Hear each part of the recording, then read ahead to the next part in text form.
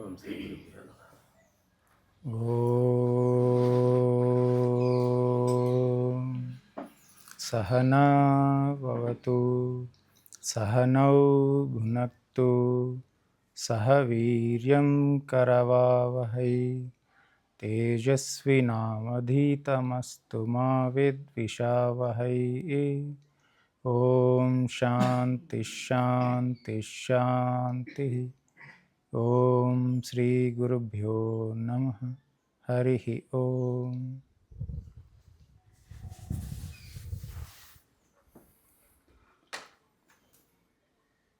ఒక ఊరిలో ఒక గోవిందుడు అనే ఒక శిష్యుడు ఉన్నాడు. ఆయనకి ఒక సంశయం వచ్చింది. ఏంటి ఆ సంశయం? ఆయనకి దానం గురించిన సంశయం వచ్చింది. దానం, అందరూ దానం చేస్తారు కదా, అసలు ఏంటి దానం యొక్క మర్మం ఏంటి, అంటే దానం ఎందుకు చేయాలి,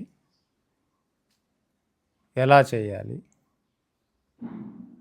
ఎందుకు చేయాలి, ఎలా చేయాలి, దాని యొక్క మనసులో ఉన్న ఉద్దేశం ఎలా ఉండాలి, దాని వెనుక ఉన్నది ఈ తత్వం ఏంటి, ఈ దానం యొక్క తత్వం, దీని యొక్క ఉపయోగం ఏంటి, ఎందుకు, ఎలా, దాని యొక్క ఏంటి, దాని యొక్క ఉపయోగం మనకి ఏమి వస్తుంది అనే ఒక సంశయాలు వచ్చినాయి. ఆయన గురువుగారి దగ్గరికి వెళ్ళారు. వాళ్ళు గురువుగారిని అడిగారు, గురుగారు నాకు దానం పట్ల సంశయం ఉంది అని. మనవాడు కృష్ణ భక్తుడు కదా, మన వారికి ఏ సంశయం వచ్చినా దానికి సమాధానం ఎక్కడ దొరుకుతుంది మనకి? సాధారణంగా భగవద్గీత ఎత్తితే దొరుకుతుంది కదా మనకి. ఏ సంశయం వచ్చినా కూడా మనం దానికి సమాధానం భగవద్గీత దొరుకుతుంది. కాబట్టి ఆ గురువుగారు కూడా భగవద్గీతను తీసుకొని, నాయనా నీ సంశయం కృష్ణ పరమాత్మ ద్వారా తీరుస్తాను అని చెప్పి తీసుకున్నారు. అదేంటి? ఆయన 17వ అధ్యాయం శ్రద్ధాత్రయ విభాగ యోగంలో ఒక 3 శ్లోకాల గురించి చర్చ చేశారు. ఏమిటవి? దాతవ్యమితి యద్దానం దీయతే అనుపకారిణే దేశకాలే చ పాత్రే చ తద్దానం సాత్వికం స్మృతం. ఎత్తు ప్రత్యుపకారార్థం ఫలముద్దిశ్య వా పునః దీయతే చ పరిక్లిష్టం తద్దానం రాజసం స్మృతం. అదేశకాలే యద్దానం అపాత్రేభ్యశ్చ దీయతే అసత్కృతం అవజ్ఞాతం తత్తామసం ఉదాహృతం. అంటే ఈ 3 శ్లోకాలను తీసుకొని చెప్పారు ఆయన. ఈ 3 శ్లోకాల సామాన్యమైన అర్థం ఏంటి? దాతవ్యమితి యద్దానం, అసలు దానం కర్తవ్యమే, ఒక కర్తవ్య బుద్ధితో ఏ ప్రతిఫలాపేక్ష లేకుండా సరైన దేశంలో, సరైన సమయంలో, సరైన పాత్రుడికి దానం చేయటమే సాత్వికమైన దానం అనేది సామాన్యమైన అర్థం. రెండవది ఎత్తు ప్రత్యుపకారార్థం, అంటే తిరిగి తనకు ఫలాపేక్షను ఉద్దేశించి, తనకు ఫలం కావాలనే ఆశతో, ఫలముద్దిశ్య వాపనం, తిరిగి నేను ఏదైనా దానం చేస్తే నాకు మళ్ళీ తిరిగి ఫలం కావాలనే ఉద్దేశంతో చేయటము. తర్వాత దీయతేచ పరిక్లిష్టం, కొంతమందికి మనసులో కష్టంగా దానం చేస్తారు, ఇష్టం ఉండదు, మనస్ఫూర్తిగా దానం చేయరు. ఎవరో వాళ్ళు అడిగారు కదా ముఖమాటం మీదో, లేకపోతే పరుగు పోతుందనో, ఏదో ఒక పరిక్లిష్టం, మనసు కష్టంగా ఉంటుంది వాళ్ళకి దానం చేయడానికి. చేస్తారు కానీ మనసులో కష్టం ఉంటుంది, సులభంగా సరళంగా సహజంగా చేయరు. అది తద్దానం, అది రాజసం ఉంటుంది, రాజసమైన దానం అటువంటిది. ఒకటి అదేశకాలేచ యద్దానం అపాత్రేభ్యశ్చ దీయతే, అంటే సరైన దేశము, సరైన సమయము, సరైన పాత్రత చూసుకోకుండా దానం చేయటము. తర్వాత అసత్కృతం అవజ్ఞాతం, అంటే వాళ్ళని చిత్కరించుకొని అవమానించి గౌరవభావం లేకుండా తీసుకోరా అని అట్లా పడేయటం, అట్లా అగౌరవ భావంతో, చిత్కార భావంతో, అవమాన భావంతో చేసేది అది తామసమైన దానం అంటారు. ఇది తామసమైన దానం. దీన్ని దీర్ఘంగా విచారం చేస్తే ఏంటి? దీయతే దాతవ్యమితి యద్దానం, అంటే అసలు దానం అనేది తన కర్తవ్యంగా భావిస్తాడంట. ఎవరు? సాత్వికుడు. ఇది దానం చేయటం తన కర్తవ్యాన్ని భావిస్తాడు. తర్వాత దీయతే అనుపకారిణే, మనసులో ఏ ప్రతిఫలాపేక్ష లేకుండా ఇది నా కర్తవ్యం అని భావించి దానం చేస్తాడు. తర్వాత సరైన దేశంలో, సరైన కాలంలో సరైన పాత్రుడికి చూసి, అంటే తన వివేక బుద్ధిని పరిపూర్ణంగా ఉపయోగించి చేసే దానాన్ని సాత్విక దానం అంటారు. ఈ సరైన దేశం, సరైన కాలం, సరైన పాత్ర అంటే ఏంటి? సరైన దేశం అంటే మంచి ప్రదేశాలు, అంటే సద్వినియోగం ఎవరు చేస్తారు? మంచి ఒక ఆశ్రమాలు విచారించి, ఆశ్రమం బోర్డు పెట్టిన వెంటనే కళ్ళు మూసుకొని ఇచ్చేయటం కాదు, వీళ్ళు నిజంగా సద్వినియోగం చేస్తారంటే సరైన స్థలాలు ఏంటి? ఆశ్రమాలు, దేవాలయాలు, తర్వాత విద్యాలయాలు, వైద్యాలయాలు, అనాథాశ్రమాలు, అన్నదాన సత్రాలు, ఇలాంటివన్నీ చూసి ఆలోచించి సరైన దేశంలో చేస్తారు. సరైన కాలం అంటే ఏంటి? ఒకసారి వరద వచ్చింది, తుఫాన్ వచ్చింది, లేదంటే సరైన సమయం అదే కదా. అప్పుడు కష్టకాలం వచ్చినప్పుడు ఆ కష్టాన్ని చూసి ఈయన స్పందించి ఆ సరైన సమయం. తర్వాత ఒక విద్యార్థికి ఫీజు కట్టే అవసరం వచ్చింది, ఫీజు ఇవ్వటానికి ధనం లేదు, అది సరైన సమయం. ఎవరికైనా వైద్యానికి అవసరమైంది, వైద్యానికి ఖర్చులకి అవసరమైంది లేవు వాళ్ళ దగ్గర, అది సరైన సమయం. తర్వాత ఆకలి అయింది, వాడికి అన్నం పెట్టాలి, అది సరైన సమయం. సరైన సమయం చూసి సరైన ప్రదేశం అంటే ఎక్కడ చేయాలి అని. తర్వాత సరైన సమయం అంటే ఉత్సవ కాలం కూడా సరైన సమయం. ఉత్సవాలు వచ్చినప్పుడు వస్తారు కదా అందరూ, సరైన సమయం. అది కూడా ఎవరికి పడితే వాళ్ళకి ఇవ్వటం కాదు, సరైన మంచి సంస్థ. ఉదాహరణకి మన భారతదేశంలో అనేక ఉన్నాయి కదా సద్వినియోగం చేసే ప్రదేశాలు, అవి చూసుకొని. ఎందుకంటే ఇతను వివేకి కదా, సాత్వికుడు అంటే వివేకం. మళ్ళీ సత్పాత్రుడు, వీరికి యోగ్యత ఉన్నదా? అధర్మికి దానం చేయటం కూడా అది సత్పాత్ర కింద లెక్కకు రాదు. అధర్మం, దుర్బుద్ధి కలిగిన వాడికి దానం చేయటం కూడా అది అపాత్ర దానం అవుతుంది. ఎందుకంటే వాడు ఎప్పుడు దుర్వినియోగం చేస్తాడు, సద్వినియోగం చేయడు కదా, దుర్వినియోగం చేస్తాడు, అది కూడా అపాత్ర దానమే అవుతుంది. అది సాత్వికుడు ఎప్పుడు అలా చేయడు, సాత్వికుడు ఎప్పుడు వివేకం ఉపయోగించి చేస్తాడు, కాబట్టి అతను సాత్వికుడు. దీనివల్ల ఏంటి ఉపయోగం? సాత్విక దానం ఉంది. తర్వాత రాజసిక దానం ఏంటి? ఎత్తు ప్రత్యుపకారార్థం, అంటే అతనికి నిష్కామత లేదు, అంటే ఏదో ఒక ప్రతిఫలం ఆశించి చేస్తాడు. వీడికి దానం చేస్తే మనకు సహాయానికి ఉపయోగపడతాడని ఆ ఉద్దేశం. తిరిగి మళ్ళీ ఏదో ఒక ఆశించి, వీడికి దానం చేయటం వల్ల వీడి మంత్రి దగ్గర ఈజీగా తీసుకెళ్ళిపోతాడు, అలాంటి వాళ్ళకి ఇవ్వటం తనకు ఉపయోగం ఉంటేనే దానం చేస్తాడు. అట్లా వీళ్ళు నాకు ఇస్తే మళ్ళీ తిరిగి నాకు మళ్ళీ ఇస్తారు. పూర్వం ఒక ఆచారం ఉండేది కదా, వివాహం అయితే వీరు నాకు చదివింపులు ఇస్తే వాళ్ళు మళ్ళీ తిరిగి నాకు ఇస్తారనే ఉద్దేశం. అది కూడా అది సామాన్యం. అది అటువంటి అంటే ఈ ప్రతిఫల అపేక్ష అనమాట. ఫలముద్దిశ్య వా పునః, తిరిగి మళ్ళీ ఫలాన్ని ఆశించి, అది పుణ్యఫలం అవ్వచ్చు, అట్లా ఏదైనా ఒక ఫలాన్ని ఆశించి చేయటం. ఇప్పుడు పూజ కూడా అంతే కదా, పూజ చేస్తున్నాడు, హుండీల్లో ధనం వేస్తున్నాడు అని నేను రూపాయి హుండీలో వేస్తే నాకు 10 రూపాయలు ఈశ్వరుడు ఇస్తాడు అనేది ఫలం ఉద్దేశం, అంటే వ్యాపార బుద్ధి. ధీయతేచ పరిక్లిష్టం, కొంతమందికి ఏంటి మనసులో కష్టంగా ఉంటుంది ఇచ్చేటప్పుడు. వాడు అడిగాడు, మొహమాటం, అన్న వచ్చాడు లేకపోతే తమ్ముడు వచ్చాడు, ఊర్లో వాళ్ళు వచ్చారు అడిగారు, ఇవ్వకపోతే బాగోదు. చిన్నప్పుడు ఎవరన్నా మనం శ్రీరామనవమికి చందాల కోసం వెళ్ళినప్పుడు వాళ్ళకి ఇష్టం ఉండదు, పక్కింటోడు ఎంత ఇచ్చాడు, వాడు ఎంత ఇచ్చాడు అని అడిగి దాన్ని బట్టి ఇస్తారనమాట. వాడిచ్చాడా వీడిచ్చాడు అడిగి, అంటే మనస్ఫూర్తిగా దానం చేయాలి. అదే భగవత్ కార్యం కదా, సరైన సమయం కదా భగవత్ కార్యానికి మనస్ఫూర్తిగా ఇవ్వటం. ఎవరైనా కొంచెం మనసులో కష్టం చేసుకొని, ఆహా వచ్చారా. కొంతమంది ఉన్నారు, మా ఊర్లో పక్క ఊర్లో ఒక ఆయన ఉన్నాడు, ఆయన మంచి ధనవంతుడు. ఆయన ఏదైనా చందాలకు వస్తున్నారంటే వెనక ద్వారం నుంచి వెళ్ళిపోయేవాడు. ఇంట్లో వాళ్ళకి ఎంతో కొంత ఇచ్చేయమని చెప్పేసి వెనక ద్వారం కూడా వెళ్ళిపోయాడు. అటువంటి వాళ్ళు అనమాట. అది మనసులో కష్టతరంగా పెట్టుకుని దాన్ని ఏమంటే రాజస దానం. అందరూ దానం చేస్తారు. తర్వాత తామస్సుకుడు ఏంటి? వాడేంటి? సరైన ప్రదేశం చూడ్డు, సరైన సమయం చూడ్డు, తర్వాత సరైన పాత్రత చూడ్డు. ఎవరు అడిగితే వాళ్ళు కళ్ళు మూసుకొని ఇచ్చేయటము. మంచివాడు అయి ఉండొచ్చు, కానీ తామసం అంటే ఏంటి? అంధకారం కదా. వివేకాన్ని ఉపయోగించడు అక్కడ. సరైన సమయాన్ని చూడ్డు, సరైన మంచి సంస్థకి ఇస్తే, సద్వినియోగం అయ్యే సంస్థకి ఇస్తే అది ఉపయోగం ఉంటుంది. మంచి పెద్దలు చెప్పారు కదా అని చెప్పి ఇచ్చేయటం, లేదంటే సరైన సమయ సందర్భం చూడకుండా. ఎవరైనా మన ఇంట్లో మరణం సంభవించింది, ఎవరైనా వచ్చి కుర్రోళ్ళు వచ్చి మామ కొంచెం ఇవ్వమంటే అందుకే వెళ్ళరండ్రా అని, అది సందర్భం కాదు కదా. సమయం సందర్భం అట్లా చూడకుండా అట్లా అంటే దానం అనేది వివేకం ఉపయోగించకుండా సత్పాత్రుడికి యోగ్యత ఉన్నవాడికి చూసి చేయాలి. చేసినప్పుడు అది చేయకపోతే ఏమవుతుంది, అది తామస దానం అవుతుంది. తర్వాత అసత్కృతం అవజ్ఞాతం, కొంతమందికి దానం చేయటం ఇష్టం ఉండదు, అడిగారు కదా అని చెప్పి చిత్కర భావంతో గుడి దగ్గరికి వెళ్ళారు, దేవుని దండం పెట్టుకొని వచ్చారు, అంతటి ఉన్నతమైన దర్శనం భగవద్ దర్శనం అయింది కదా, ఆ ప్రసన్నమైన మనసుతో వచ్చేవారిని అడిగితే 4 రూపాయలు కలుము హాయిగా మనస్ఫూర్తిగా వేయచ్చు కదా. వాడు అడ్డొచ్చాడని చెప్పి వాడికి తీసుకోరా, ఒక చిత్కార భావం, ఏ గౌరవం లేకుండా నాకంటే తక్కువ వాడని భావించడం, ఇలా చేయటం ఏమవుతుంది, తామసం ఉదాహృతం. దీన్ని తామస దానం అంటారు. దీనివల్ల గుణం కంటే దోషం అధికంగా ఉంటుంది.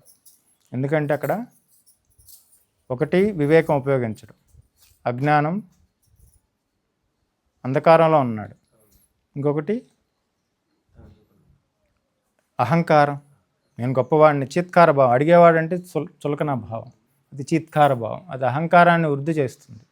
అటువంటి దానం అలాగా చేయకూడదు. దానివల్ల ఏమవుతుంది, ఎంతో కొంత ఇచ్చాడు, దానివల్ల అల్పపుణ్యం అధిక పాపం మూటగట్టుకుంటాడు తామసికుడు.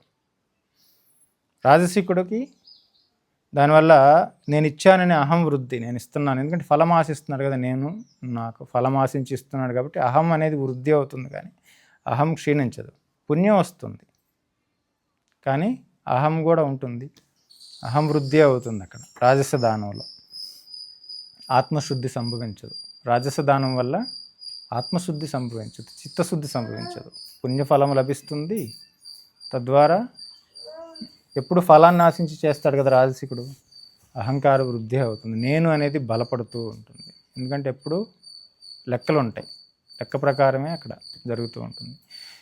ఇక సాత్విక ఫలం ఎలా ఉంటుంది, సాత్వికుల్లో అహంకారం, నాకు ఇది కావాలనే భావం లేదు కదా, అహంకారం అనేది తరిగిపోతుంది, నేనుని ముందు పెట్టట్లేదు కదా, అహంకారం అనేది తరిగిపోతుంది, చిత్తశుద్ధి లభిస్తుంది.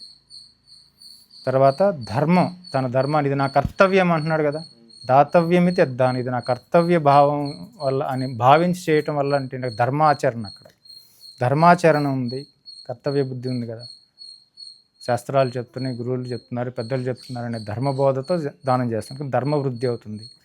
తర్వాత నిష్కామంగా చేస్తున్నాడు కాబట్టి కర్మశుద్ధి కలుగుతుంది, అతను చేసే కర్మలో శుద్ధి లభిస్తుంది. తర్వాత శ్రద్ధ, ఎందుకంటే అన్ని విచారణ చేస్తున్నాడు కదా, సరైన దేశము, సరైన సమయము, సరైన పాత్రత అన్నీ చూసి చేస్తున్నాడు, ఊరికనే ఇచ్చేయడు, అన్ని విచారించే ఇస్తాడు.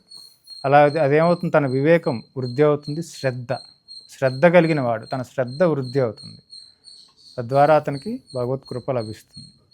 ఇది సాత్వికమైన దానం అని చెప్తారు. తర్వాత దీనికంటే ఉపరి ఇంకొకటి ఉంది నాయన అని చెప్తారు, దీనికంటే ఉపరి అంటే ఇంకొంచెం ఉపరి ఇంకొకటి ఉన్నది అని చెప్తారు. అదేమిటి గురువుగారు అంటే అది ఆయన గుప్తదానం. దీనికంటే ఉపరి సాత్విక దానం మామూలుగా ఏమంటారు పెద్దలు, సాత్విక దానం శ్రేష్టం, గుప్తదానం శ్రేష్టానాం శ్రేష్టం.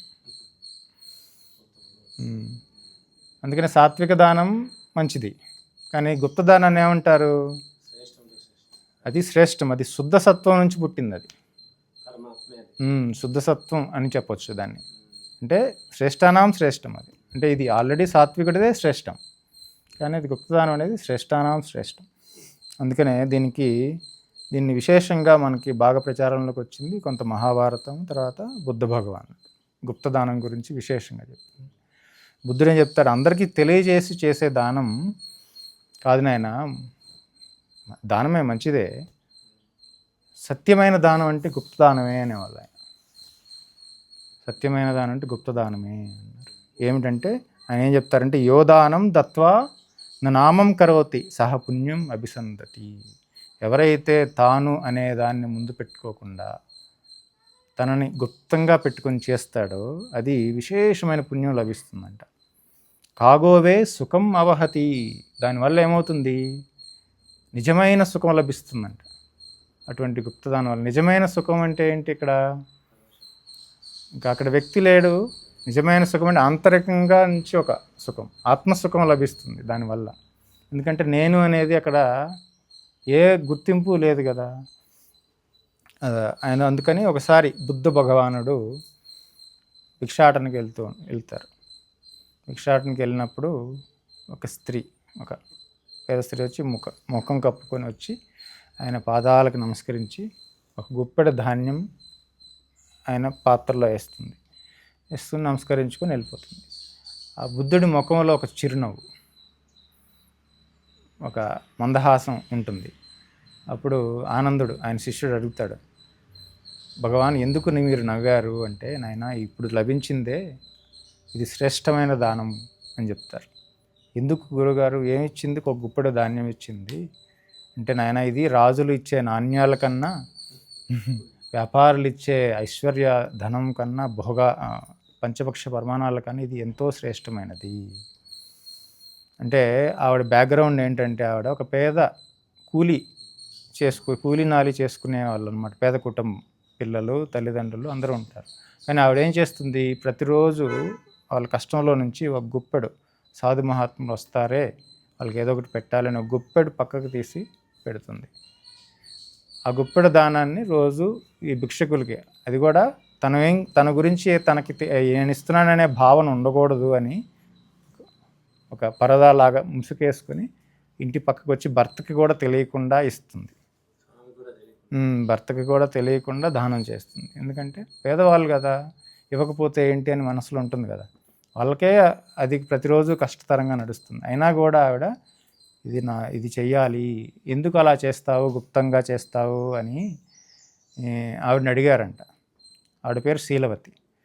ఆవిడని అడిగారంట, ఎందుకు అలా చేస్తావు అంటే ఆవిడ చెప్పింది, మనం చేసే దానం దేవతలకి ఎవరైతే స్వీకరిస్తున్నారో వారికి తప్ప ఎవరికి తెలియకూడదు. అది తెలిస్తే అది పాపం అవుతుందని ఆవిడ ఉద్దేశం. అంత అది తెలిస్తే 10 మందికి తెలుస్తూ వేస్తే అది పాపం అవుతుందని ఆవిడ చెప్పింది. తర్వాత ఇంకా శిష్యులకి తృప్తి అవ్వలేదు. అంతేనా అని అడిగారు ఎవరు వీళ్ళు. అప్పుడు ఆయన ఇంకా మళ్ళీ చెప్తారు, బుద్ధ భగవానుడు ఏం చెప్తారంటే, ఆయన ఒక రాజు కథ చెప్తారు. పూర్వం కుశలుడు అనే ఒక రాజు ఉండేవాడు. ఆయన చాలా కరుణా స్వభావుడు, ఉదారుడైన మనస్సు కలిగినవాడు. ఆయనకు సంకల్పం ఉండేది, నా రాజ్యంలో ఎవరు ఆహారంతో వస్త్రంతో బాధపడకూడదనే ఒక భావన ఉండేదంట. రాజు కదా, నేరుగా సహాయం చేయొచ్చు కదా, కానీ ఆయనకి అని తెలుసు కదా, రాజు ఇచ్చింది చివరి వరకు వెళ్తుందని నమ్మకం ఏంటి. కాబట్టి ఆయనే స్వయంగా రాత్రిపూట మారువేషంలో ఒక సేవకుడు కూడా ఇతను రాజు అని తెలిసే బాధం లేకుండా ఏదో ఒక వేషంలో, మారు వేషంలో ధనాన్ని, తర్వాత ఈ ఆహారాన్ని, వస్త్రాలను పెట్టుకొని రాత్రిపూట వచ్చి యోగ్యులైన వాళ్ళందరికీ ఇచ్చుకుంటూ వెళ్ళేవాడంట. అలాగ చేస్తూ ఆ రాజ్యంలో ఎవరికి ఆకలి మరణం లేదు, ఆకలితో అలమటించే వాళ్ళు లేరు, వస్త్రం లేని వాళ్ళు లేకుండా అయిపోయారు. అందరూ అనుకునే వాళ్ళంట, ఎవరో రాత్రిపూట ఏదో దేవత వస్తుంది, ఆ దేవతే మనకి ఇవన్నీ ఇస్తుంది అనుకునేవాళ్ళంట. ఆయన వేషాన్ని ఎప్పుడూ ఆయన చూపించలేదు. సేవకుడు కూడా తెలియదు ఇతను రాజు అని. అలాగ దానం చేశాడు కుశలుడు. తర్వాత కాలంలో అతను మరణించాడు. అతనికి మంచి జన్మ లభించింది, అదే ఈ బుద్ధ జన్మ, ఇది నా పూర్వజన్మ అని చెప్తారు బుద్ధుడు. అంటే గుప్తదానం వల్ల ఆయన ఏం చెప్తారంటే, గుప్తదానం వల్ల ఏమవుతుంది, బాహ్యంగా నిశ్శబ్దం, అంటే ఏ ప్రకటన భావం లేదు, బాహ్యంగా ఆంతరికంలో వెలుగుని తీసుకొస్తుందంట. బాహ్యంగా నిశ్శబ్దం, లోపల బాహ్యం నిశ్శబ్దం అంటే ఏ ప్రకటన భావం లేదు కదా, నేను చేస్తున్నాను అనే భావం లేదు. తర్వాత ఆంతరిక ప్రకాశం, అంతర్ప్రకాశాన్ని తీసుకెళ్తుంది అన్నాడు. మళ్ళీ ఆయన దానంలో కొన్ని నియమాలు చెప్పారు. దానం 3 రకాలుగా ఉండాలి అంటే దానంలో కూడా శుద్ధిగా ఉండాలి. ఆయన 3 నియమాలు చెప్పారు. ఏమిటా నియమాలు? 1 పదార్థ శుద్ధి. మొదటిది పదార్థ శుద్ధి, అంటే మనం ఇచ్చే పదార్థం శుద్ధంగా ఉండాలి. మనకు పనికిరానిది ఇవ్వటం కాదు. సాధారణంగా దానం అంటే చాలామంది వాళ్ళకి పనికిరానిది ఇచ్చేస్తూ ఉంటారు. అది కూడా ఒక దానమే, కానీ మనకి ఉద్దేశ శుద్ధి ఎంత ఇప్పుడు ముగ్గురు దానం చేస్తున్నారు కదా, సాత్వికుడు దానం చేస్తున్నాడు, రాజసికుడు దానం చేస్తున్నాడు, తామసికుడు దానం చేస్తున్నాడు, కానీ వేరు వేరు ఫలాలు ఉన్నాయి. అంటే ఏంటి? ఇచ్చే విషయం, ఇచ్చే వస్తువు కంటే దాని వెనుకనున్న మనస్సు ప్రధానం, దాని వెనుకనున్న ఉద్దేశం ప్రధానం. అందుకని ఈ పదార్థ శుద్ధి గురించినప్పుడు నాకు ఒకటి గుర్తొచ్చింది. ఒకసారి సుధామూర్తి గారు, మీకు అందరికీ తెలుసు కదా, పరిచయం. సుధామూర్తి గారు వాళ్ళ తాతగారు, ఈవిడ చిన్నప్పుడు వాళ్ళ ఇంట్లో జరిగిన సంఘటన చెప్పారు. వాళ్ళ ఇంటి ముందు ఒక గాదె ఉండేదంట. గాదె అంటే తెలుసు కదా, పూర్వ ధాన్యం నిల్వ చేసుకున్నారు. ఇంటి వెనక ఒక గాదె ఉండేదంట.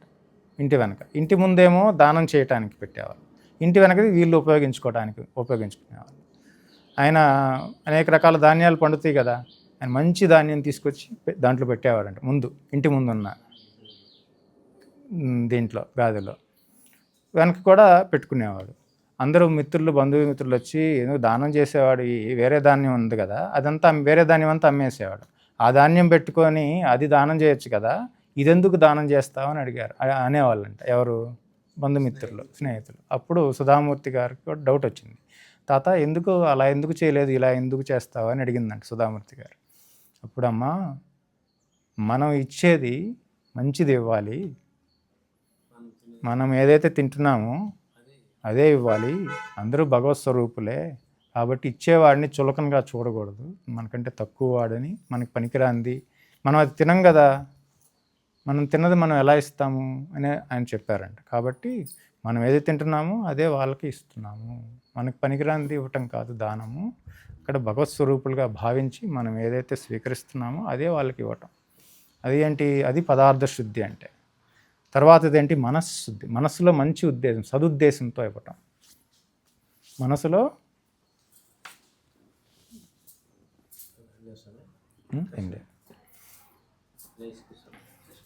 మనసులో మంచి ఉద్దేశం ఉండాలి. తర్వాత ఇచ్చే విధానం. రెండోది ఏంటి?